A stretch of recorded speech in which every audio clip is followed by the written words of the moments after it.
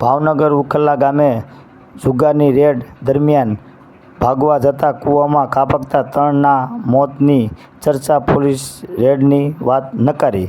ભાવનગર નજીક આવેલ ઉખલ્લા ગામે જુગાર રમી રહ્યા હોવાની અમે અચાનક પોલીસ આવી પહોંચતા નાસભાગ મચી ગઈ હતી।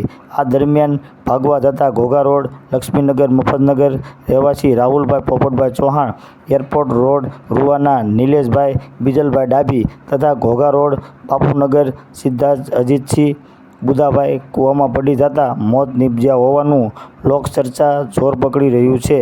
સમગ્ર મામલો સ્થાનિક પોલીસે આવીને કોઈ રેડ પાડી હોવાનું નકાર્યું છે। જોકે હાલ ત્રણેય લાશો પીએમ માટે ખેંચી પોલીસે વધુ કાર્યવાહી હાથ ધરી। બ્યુરો ચીફ ફિરોઝ ચેલોત, જનતા ન્યૂઝ, ભાવનગર।